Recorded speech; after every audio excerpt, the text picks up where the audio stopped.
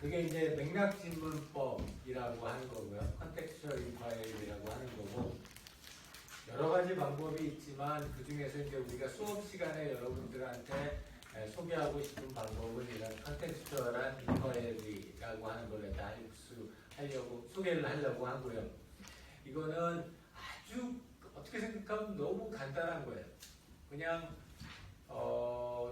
그 현재 그 여러분들이 생각하고 있는 그런 사용자들의 과업을 관찰할 수 있는 곳에 가서 그 사람들이 실제로 어떻게 하는지를 관찰하고 그 다음에 그 사람들에게 그 관찰된 내용들과 함께 태스크에 대한 질문들을 하는 거.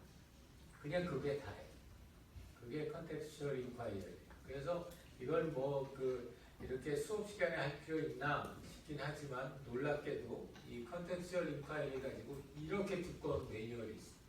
어떻게 컨텍스처얼 인콰이리를 갖다 수행해야지 잘할 수 있느냐라는 걸 가지고서 굉장히 많은 훈련 자료들이 있어요. 여러분들이 인터넷 쳐보면은 우리나라의 디자인 에이전시나 컨설팅 하는 펌들에서 컨텍스처얼 인콰이리를 갖다가 어떻게 해야 된다라고 하는 그런 가이드라인들을 갖다가 많이 제공을 하고 있어요. 대부분 굉장히 잘 제공하고 있어서 그 인터넷에서 나와 있는 그런 가이드라인들을 갖다 참고를 해서 진행하면 좋고요.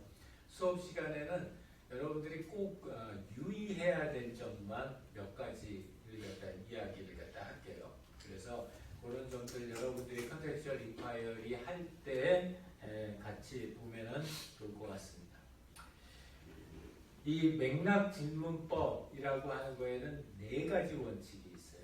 그 네 가지 원칙이라고 하는 게 첫 번째는 어떤 상황과 파트너십 그리고 해석과 초점이라고 하는 네 가지 원칙이 있는데 결국은 이 네 가지 원칙을 갖다가 차렸을 때 우리가 좀 더 효과적으로 컨텍스처얼 인콰이리를 수행할 수 있다.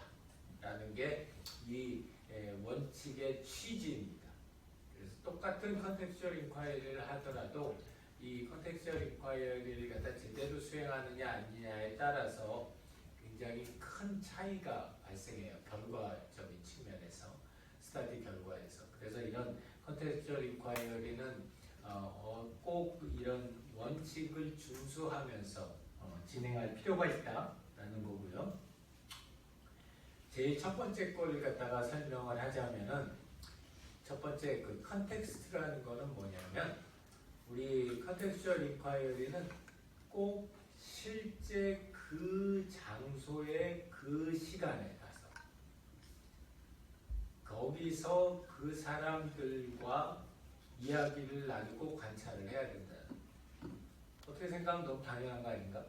싶지만 요새 가만히 생각해보면 여러분들 특히 코로나 기간 동안에는 컨텍스처얼 인콰이리를 하기가 되게 어려웠던 게 뭐 예를 들어서 요양기관이나 병원 같은 경우는 아예 입장이 안 됐었고 그리고 실제로 된다고 할지라도 우리가 연구자들이나 또는 이 HCI 기획하는 사람들 이런 사람들이 거의 목숨 걸고 가야지 컨텍스처얼 인콰이리를 그 현장에 가서 할 수 있었기 때문에 쉽지 않은 일이고요. 그러다 보니까 많은 사람들이 데스크 리서치로 전환을 했어요.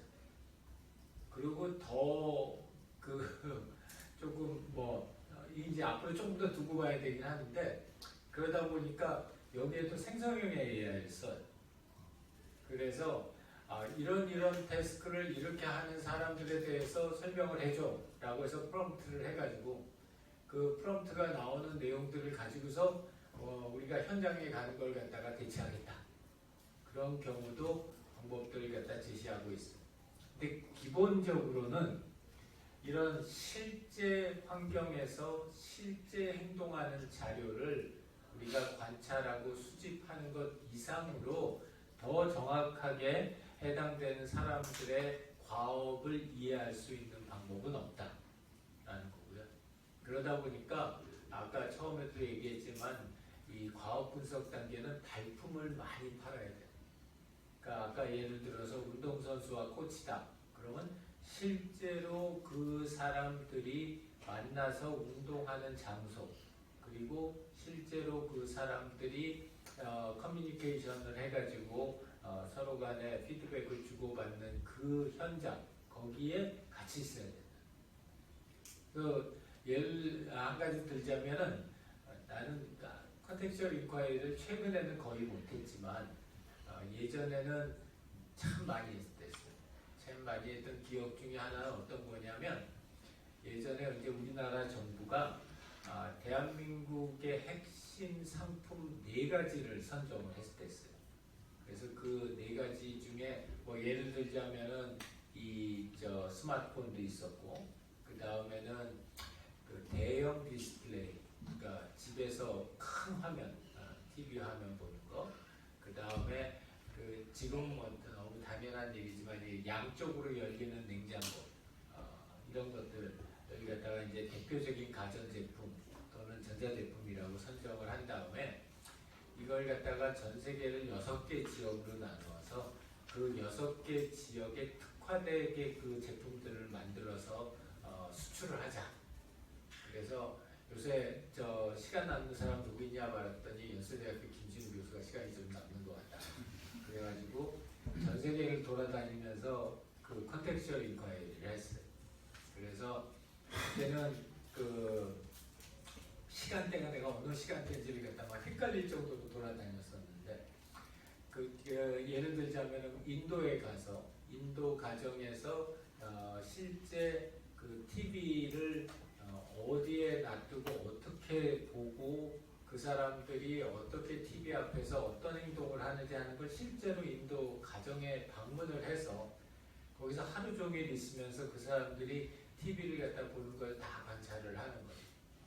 또 예를 들어서 그때 지금도 기억나는 것 중에 하나는 러시아가 이제 공산화에서 이렇게 풀리면서 우리가 이제 입국을 하게 됐었을 때 모스크바에 가가지고 모스크바하고 생테스베르크 가가지고 실제로 젊은 사람들이 스마트폰을 하루 종일 어떻게 사용하고 있는가를 보려고 출근하는 직장인들 한 사람을 잡아서 그 사람이 직장에 갔다가 점심 먹고 저녁 먹고 집에 오는 것까지를 풀로 쫓아다니기도 했어요. 이제 쉐도잉이라고 그러는데, 그런 것들을 갖다가 할 때 이걸 갖다 굳이 요새 그런 생각이 들잖아요. 굳이 내가 모스크바에 가서 새벽 7시에 그 모스크바 근교 외곽에 있는 그 큰 엄청난 아파트 그 사람 집 앞에서부터 시작해서 굳이 저녁 때 그 지하철 타고 퇴근하는 거기까지 쫓아다녔어야 됐나? 라고 생각할 수도 있는데, 그만큼 컨텍스트라고 하는 게 중요하다. 그 사람들이 그 환경에서 어떤 행동을 하고 어떤 절차를 갖다 거치고 어떤 의도를 가지고 있는가, 그걸 갖다 알기 위해서는 직접 가는 것 이상이 필요하다, 중요한 게 없다라는 거고, 그 다음에 두 번째는 파트너십인데요. 그러니까 이거는 어떤 의미냐면, 내가 관찰하는 사람과 나는 파트너입니다. 뭐의 파트너냐면, 아까 우리 조찬영님이 잘 얘기했는데, 새로운 인사이트를 발굴하기 위한 파트너입니다. 이게 뭐가 차이가 있느냐? 어떻게 생각하면 우리가 설문조사를 한다. 그럼 파트너가 아니죠. 이거는 본인은 있는 대로 정확하게 설문에 응답만 하면 되고 나머지는 우리가 다 알아서 하는 거예요. 근데 반면에 이 파트너 컨텍스츄얼 인콰이리라는 거는 그 사람한테 다 설명을 해요. 우리가 이걸 어떤 취지에서 지금 당신을 이렇게 만나고, 그 다음에 이걸 통해서 우리가 만들어내려고 하는 결과는 어떤 결과인데, 근데 우리가 지금 계획은 이렇게 해서 데이터를 갖다가 컬렉션 하려고 한다. 그래서 당신이 이 과정에서 이렇게 우리한테 도움을 줄 수 있으면 너무 좋겠다. 혹시라도 그런 게 어려운 점이 뭐가 있느냐, 함께 할 수 있느냐, 이런 것들을 갖다가 다 설명을 하고, 그래서 그 사람이 충분히 우리의 프로젝트의 내용과 방향에 대해서 이해한 다음에 그 사람이 우리랑 같은 프로젝트의 파트너가 되는 거예요. 그렇게 해서 충분히 우리의 의도를 알리지 않고 그냥 진행하게 되면은 이건 그냥 단순한 관찰이 끝날 수밖에 없는 거고, 이제 그렇게 되면 우리가 얻을 수 있는 데이터가 굉장히 한정적이 되어버리고 만다는 거죠. 그래서 파트너십. 그 다음에 해석이라고 하는 건데요.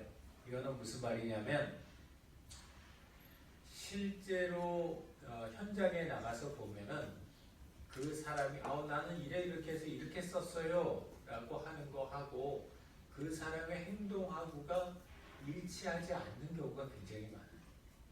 그리고 그 사람이 얘기는 안 했지만 왠지 굉장히 중요한 어떤 행동을 했는데 저걸 왜 저런 행동을 했었을런지를 갖다가 우리가 이해하지 못하는 경우도 굉장히 많아요. 예를 들어서 아까 저 인도 얘기를 갖다가 했었는데 그 인도에 갔었을 때 저녁 때가 되면은 그 멋있는 집에 그 거실에 이 주인이 쫙 있다가 저녁 때가 되면 이 주인 가족이 다 침실로 들어가. 그럼 그 거실은 그 집에 도움을 주시는 도우미들이 청소하고 막 정리하고 막 이런 걸 갖다 쭉 하고 있어요. 그래서 그 침실을 실내를 무릅쓰고 침실을 갖다가 들어가 봤더니 침실 침대 바로 발끝에 큰 대형 TV가 거기 놓여 있어요. 그러기 때문에 그 가정에서는 아직도 계급 사회이기 때문에 그 가정일 도와주시는 분하고 주인집 사람들하고 민글하지 않는. 그러다 보니까 그 일 도와주시는 분들이 일할 때는 그 주인들은 다 들어가가지고 방에서 침대에 누워가지고 TV 보는.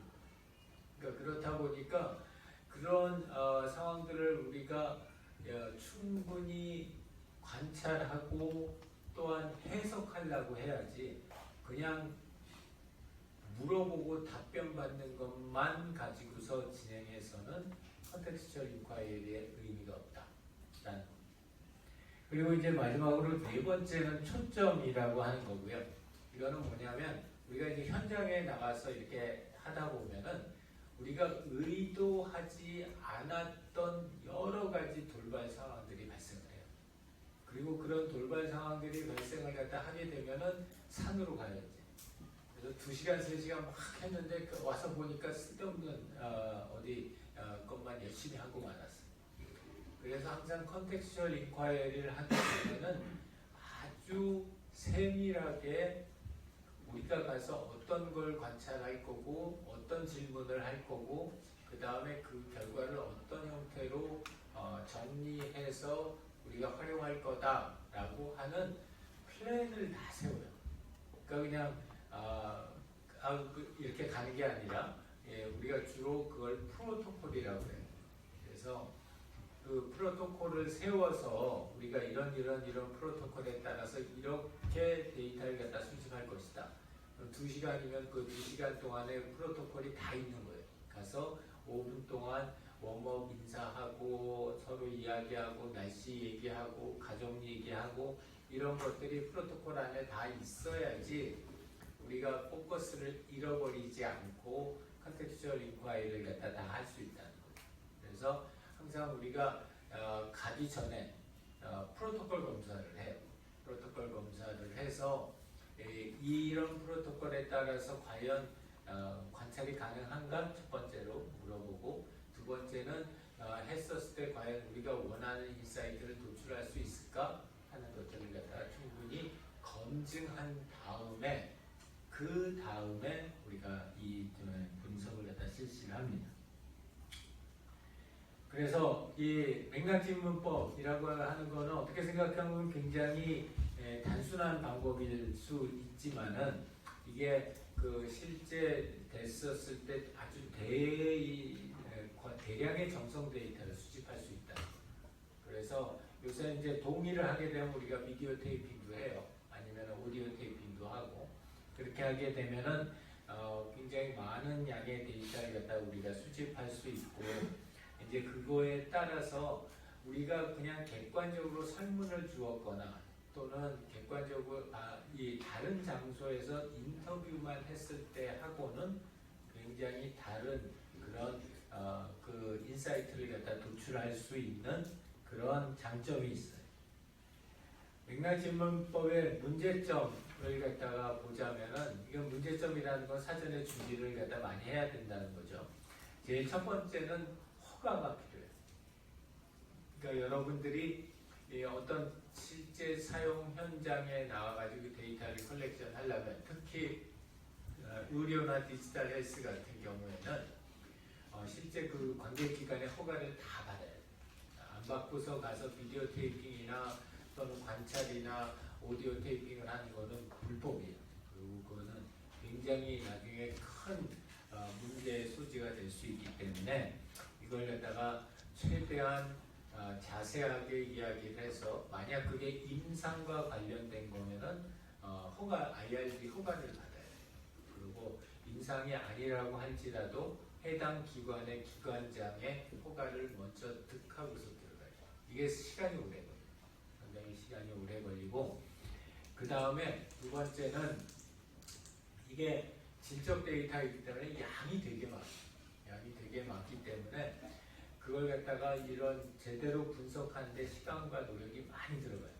그래서 추천하는 바는 보통 어떻게 추천을 하냐면 한 사람은 인터뷰와 관찰을 진행하고 한 사람은 그 내용을 바로 거기서 노트 테이킹을 하는. 근데 컴퓨터 들고 가지 말고 그리고 핸드폰에다 치지 말고 그 노트 실제 피지컬한 노트에다가 노트 테이킹을 해서 최대한 자세하게 노트 테이킹을 하라라고서 추천을 해줘요. 그 이유는 뭐냐면 나중에 내가 정리해야지 라고 생각을 갖다 할 때쯤 되면 많은 부분을 까먹는다. 그리고 이런 노트북이나 핸드폰을 갖다 꺼내놓는 순간 그때서부터 시작해가지고 낭남이 돼가요. 그렇기 때문에 이 피지컬 우리 수업 시간에도 내가 여러분들한테 노트 테이킹은 좋다라고 얘기했던 게 노트 테이킹을 한다는 거는 상대방에게 대한 예의예요. 그렇기 때문에 그런 예의가 차려지게 되면 상대방 입장에서도 저 사람이 지금 나한테 풀리 포커스 하고 있구나 라는 걸 갖다 알 수 있기 때문에 그래서 양이 되게 많으니까 그 양에 함몰되지 않게 그때 바로 그 시점에서 최대한 자세하게 노트 테이킹을 하고 질문 사항들도 그때 발생하는 거 바로바로 물어보고 그렇게 해서 진행을 해야 된다는 거고 그 다음에 세 번째 유의사항은 이 컨텍스처 인콰이리 데이터는 대부분 굉장히 프라이빗한 정보들을 갖다가 가지고 있게 됩니다. 집에 가서도 그렇고 직장에서도 그렇고 뭐 공공장소일지라도 그 사람에 대한 데이터이기 때문에 굉장히 프라이빗한 정보여서 어디에도 그 사람의 실명이 들어가 있으면 안 돼요. 실명이 들어가 있으면 안 되고 모든 데이터는 다 익명 처리화돼서 개인에 대한 트레이스가 불가능해야 돼요. 그래서 보통 P18, P25 이렇게 해가지고 부호화해서 다 진행을 하잖아요. 그런 거는 이 개인의 개인정보 보호라고 하는 게 굉장히 큰 이슈이기 때문에 그렇다는 거고요. 그 다음에 이 컨텍스처 인콰이리를 갖다 우리가 많이 할 수 없어요. 얼마나 이 시간과 돈과 노력이 들어가는 일이기 때문에 많이 못하기 때문에 우리가 이걸 진행을 할 때에는 가장 티피컬할 거라고 생각하는 사람들을 선정을 해야 돼요. 그래서 우리 서비스가 만들어진다면 저런 사람들이 꼭 쓸 거다. 우리는 저런 사람들이 다 쓸 거라고 생각하는 그런 사람들과 그런 사람들이 하는 일을 우리가 선정해서 컨텍스처럴 인콰이리를 진행해야지 이 사람은 이제 우리 거랑 별 상관없을 것 같은데 그래도 내가 만날 수 있는 사람이 이 사람뿐이 없으니까 이 사람 만나야 되겠다 하면은 시간은 시간대로 쓰고 그 노력은 노력대로 들고 별로 큰 인사이트를 갖다가 얻기 힘든 경우가 많다. 그래서 제일 중요한 선정 요인은 우리가 가상으로 티피컬한 유저를 만드는 게 퍼소나이기 때문에 그 퍼소나하고 가장 유사한 사람, 그런 유사한 사람을 갖다가 가급적 여러 사람이 있다면 그 사람을 선정을 해서 컨텍스추얼 인콰이리를 갖다 해야 된다라는 겁니다. 자, 그래서 정리를 갖다 하자면은 우리 맥락지문법이라고 하는 거는 자료 수집 단계에서 어떤 사람들이 어떻게 어떤 목적을 가지고 어떤 의도를 가지고 현재 본인의 태스크를 갖다 수행을 하고 있는지, 그래서 그거에 대한 관찰, 그리고 필요한 때마다 질문을 해서 그 사람들의 어려움이라든지 그 사람들의 인텐션이라든지 그 사람들이 가지고 있는 모티베이션과 같은 요소들을 직접적으로 그 일을 수행하는 그 상황에서 물어보는 거, 그리고 그거를 데이터화하는 거, 그게 컨텍스추얼 인콰이리고요. 컨텍스추얼 인콰이리는 반드시 거기 가서 해야 됩니다. 실제 서비스나 태스크가 사용되고 있는 그 상황에 가서 얘기해야 되고, 컨텍스추얼 인콰이리의 대상이 되는 사람들은 우리의 파트너다. 그렇기 때문에 그 사람에게 우리가 왜 이걸 하고 있고 어떻게 할 거고 그 다음에 이걸 통해서 무엇을 달성하려고 하는지에 대한 걸 충분히 공감을 이루어야 되고, 그 다음에 이거는 단순히 그 사람이 무슨 말을 했느냐가 중요한 게 아니라 그 말과 행동과 거기에서 나타나는 모든 환경적인 요소들이 다 들어와서, 그런 것들이 다 들어와서 종합적으로 해석하는 그런 작업이 필요하다라는 거고요. 그렇게 종합적으로 해석하려고 하다 보면 엄청난 양의 데이터가 수집이 되기 때문에 컨텍스추얼 인콰이리가 포커스를 잃고 방황하기 쉽기 때문에 이러한 것들을 갖다가 미리 프로토콜을 작성을 해서 2시간이면 2시간 프로토콜, 3시간이면 3시간 프로토콜을 작성을 해서 그 프로토콜에 따라서 사용자에게 요청을 하고 질문을 하고 그리고 내용을 정리해야 된다라는 겁니다. 그래서 이런 걸 할 때 가장 중요한 요소들 중에 하나는 우리가 생각하고 가상으로 만들어 놓은 퍼소나에 가장 유사한 사람을 선정해서 그 사람을 대상으로 컨텍스추얼 인콰이리를 진행하는 게 굉장히 중요하다라는 겁니다. 자, 여기까지가 우리 컨텍스추얼 인콰이리에 대한 내용이었어요.